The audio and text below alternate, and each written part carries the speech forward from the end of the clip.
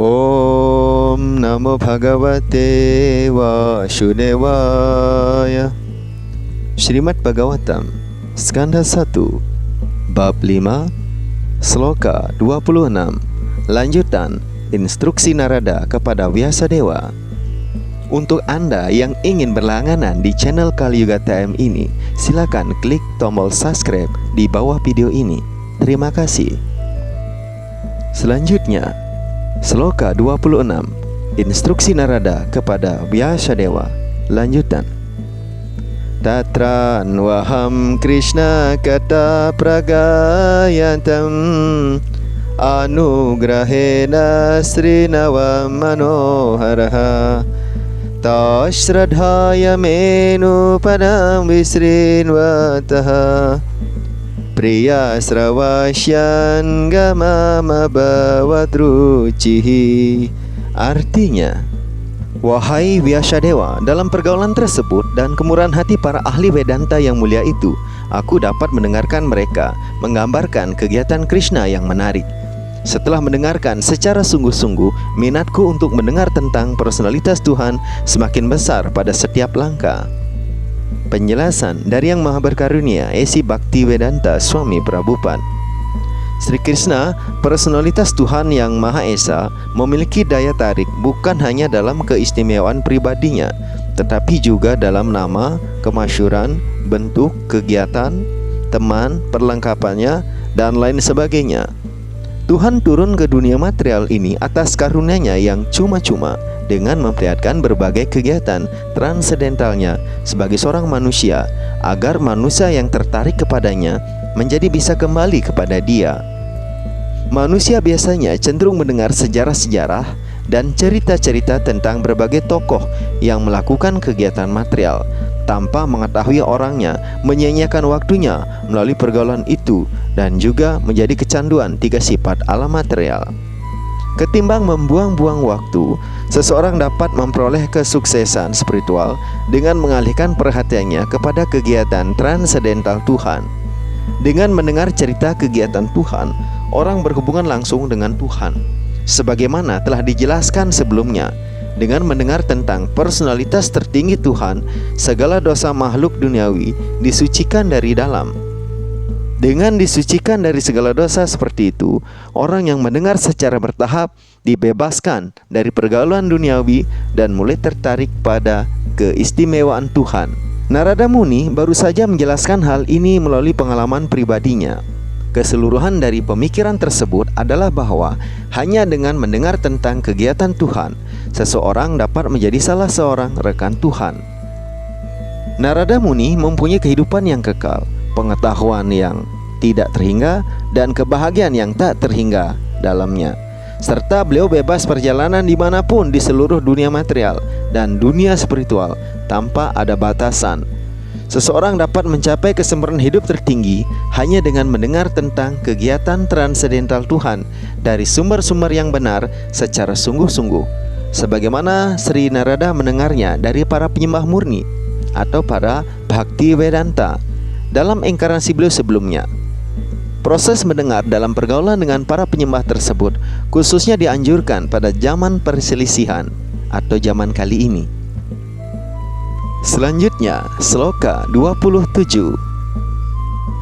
Tasmim stada labdhar cermahamate priyar sravasya kalita matir mama yayaham etat sat asat swamayaya pasyemayi brahmani kalpitang pare.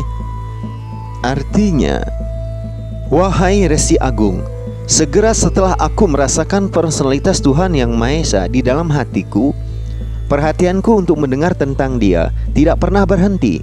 Dan begitu perasaanku semakin berkembang, aku dapat menginsapi bahwa hanya karena aku berada dalam kebodohan sendiri, maka aku menerima penutup-penutup kasar dan halus itu, sebab baik Tuhan maupun aku adalah bersifat transendental. Penjelasan dari Yang Maha Berkarunia Esi Bhaktivedanta Swami Prabhupada.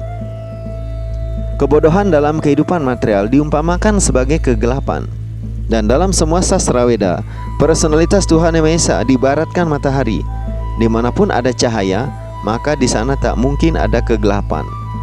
Mendengarkan kegiatan Tuhan adalah pergaulan transendental dengan Tuhan itu sendiri, sebab tidak ada perbedaan antara Tuhan dan kegiatan transendentalnya.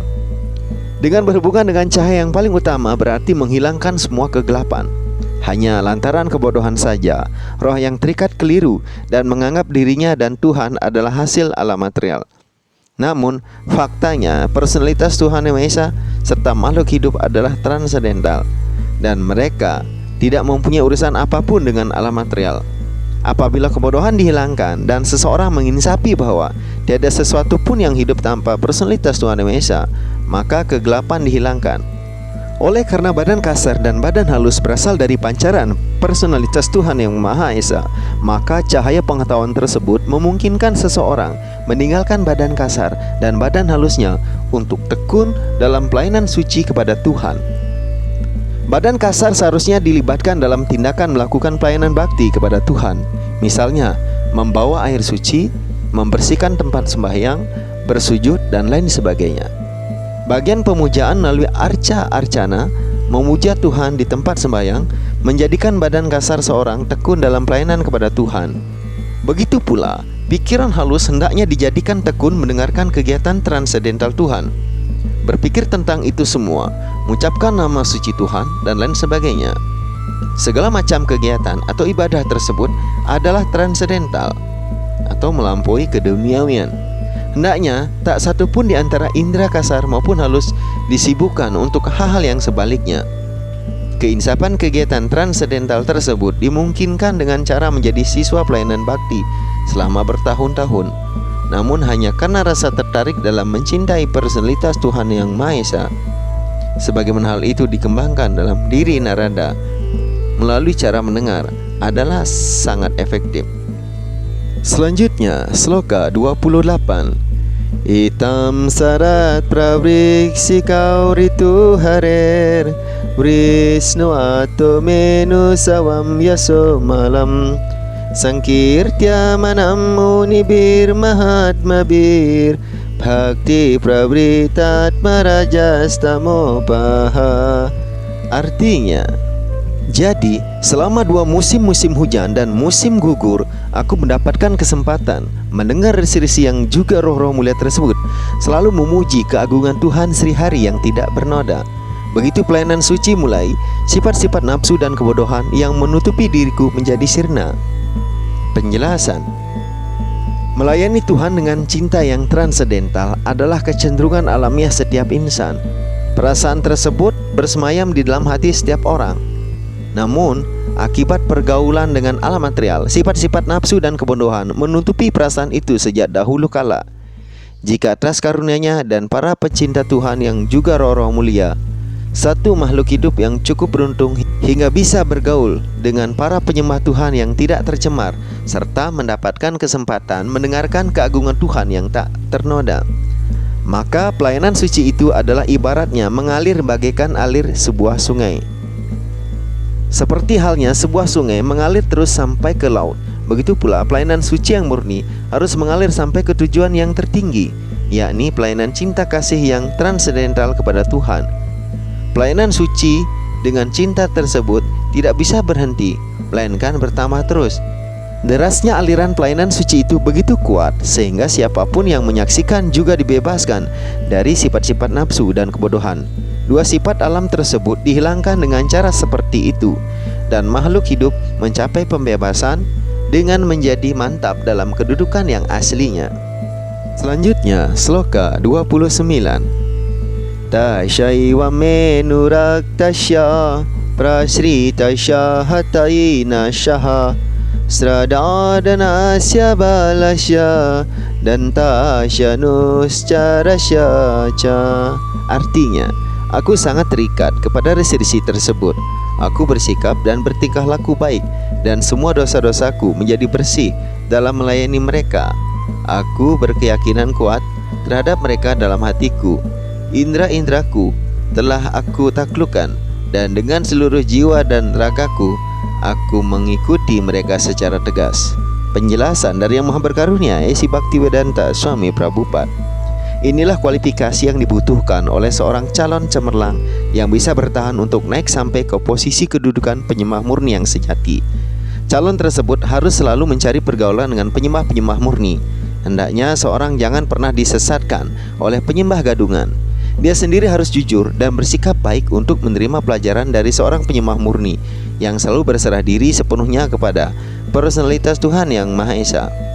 Penyembah murni selalu mengenal personalitas Tuhan Yang Maha Esa sebagai pemilik tertinggi dan semua insan lainnya sebagai hamba-hambanya. Seseorang dapat menghilangkan segala dosa yang terhimpun akibat pergaulan duniawi hanya melalui pergaulan dengan penyembah-penyembah murni. Seorang penyembah yang baru mulai belajar harus melayani penyembah murni dengan setia, dan ia harus sangat patuh dan mengikuti perintah-perintah beliau dengan tegas. Inilah tanda-tanda penyembah yang bertekad untuk mencapai sukses bahkan dalam sisa kehidupan ini juga. Selanjutnya, sloka 30. Gyanam guyatamam yatan saksat bhagavato didam anawocam gamisyanta kripaya dinavatshalaha. Artinya, pada waktu mereka akan berangkat, para Bhaktivedanta itu yang sangat baik kepada roh-roh yang berhati miskin memberikan pelajaran kepadaku tentang pelajaran paling rahasia yang diajarkan oleh personalitas Tuhan Yang Maha Esa sendiri.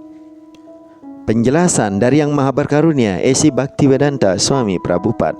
Seorang ahli Vedanta yang murni atau seorang Bhakti Vedanta mengajarkan kepada para pengikutnya persis sama dengan instruksi yang diberikan oleh Tuhan sendiri, personalitas Tuhan Yang Maha Esa.